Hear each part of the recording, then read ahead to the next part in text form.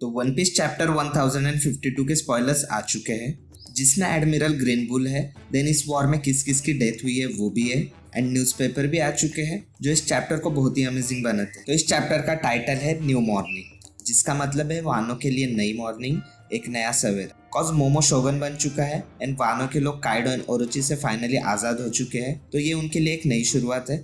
फिर कवर में बताया गया है कि द जर्मास एनकाउंटर सीजर, तो हम कवर में जर्मा और सीजर को देख सकते हैं।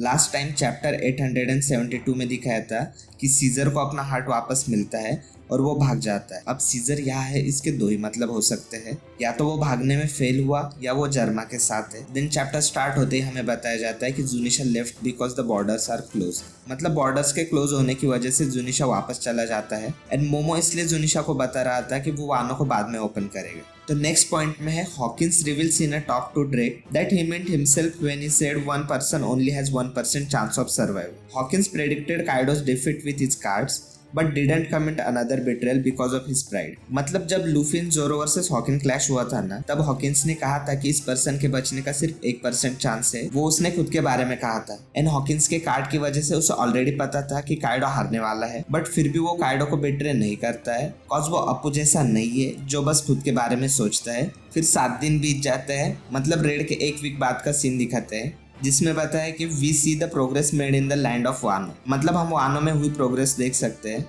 फिर नेक्स्ट पॉइंट है अप्पू एंड इनबी seems to have made up with the alliance, मतलब अप्पू एंड उसके साथ जो नंबर था ना इनबी, उन लोगों ने अलायंस के साथ किसी तरह का समझौता कर लिया है। बट मुझे नहीं लगता कि किड उस पर भरोसा करेगा। एंड अप्पू का तो कोई प्राइड ही नहीं है, वो बस जहाँ सेफ लगे उस साइड चला जाता है। देन अगले पॉइंट में है Ashura died and Izo died in exchange with महा, मतलब अशुरा मर चुका है एंड ईजो भी CP0 एजेंट से फाइट में मारा गया। ये चीज़ें मेरे लिए बहुत ही शॉकिंग थी, कॉज मुझे अशुरा बहुत सही लगता था एंड मुझे लगा था कि अब ये 9 स्कैबर्ड्स मोमो के साथ रहेंगे, बट 2 मर चुके हैं एंड नेको एंड इनु भी जोऊ पे चले जाएंगे, तो मे बी अब मोमो के साथ 5 ही स्कैबर्ड्स रहेंगे। फिर नेक्स्ट पॉइंट में बताया गया है कि a few comedy and fan service scenes including Yamato and the straw hats, मतलब हमें स्ट्रॉ हैट्स एंड यामाटो की कुछ फनी सीन्स भी देखने को मिलेंगे। फिर नेक्स्ट पॉइंट है Yamato is with the guys Luffy, Brook and Neko, तो ये भी फनी सीन हो सकता है जहां में भी ये लोग किसी चीज को लेकर लड़ रहे होंगे। फिर हमें नेक्स्ट पॉइंट में बताया जाता है कि Green Bull is on his way to Wano, मतलब एडमिरल ग्रीन बुल वानो की तरफ बढ़ रहा है।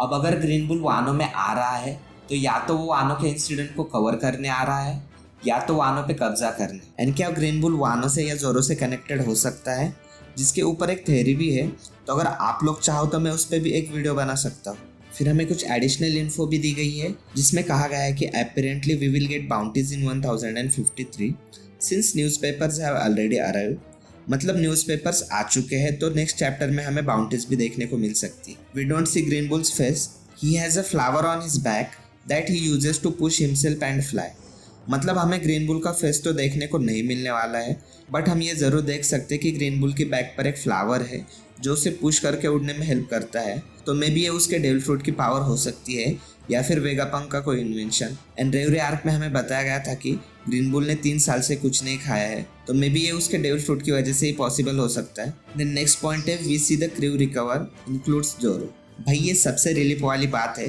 कि जोरो ठीक है, कॉज लूफी को भी बहुत डैमेज हुआ है, बट स्टिल मैं जोरो के लिए ज़्यादा वरीड था, कॉज उसने 2 योनकोस का कंबाइन अटैक फेस किया था, जिसके बाद वो उठ भी नहीं पा रहा था, बट वो मिक्स के उस मेडिसिन से ठीक हो जाता है, जिसके बाद वो फिर से किंग से फाइट करता है, जिसमें एनमा की वजह से उसकी बहुत एनर्जी जाती है एंड उस मेडिसिन से बाद में डबल पेन होता है। तो मुझे लग रहा था कि कहीं थ्रिलर बार जैसा सीन ना हो जाए। एंड गुड न्यूज़ ये है कि नेक्स्ट वीक कोई ब्रेक नहीं है, तो हमें कंटिन्यूस 4 चैप्टर मिल रहे हैं। देन हमें ये भी बताया गया है कि chapter 1053 will receive a film red colour spread, तो नेक्स्ट चैप्टर में हमें फिल्म रेड का स्प्रेड भी देखने को मिलने वाला है। देन सैंडमैन ने ट्वीट किया है कि One Piece will go on a break after chapter 1053 from 27 June to 25 July for Oda to prepare for the final arc, मतलब चैप्टर 1053 के बाद वन पीस 1 महीने के ब्रेक पे रहेगा, बिकॉज ओडा सेंसी को फाइनल आर्क की प्रिपरेशंस करनी है।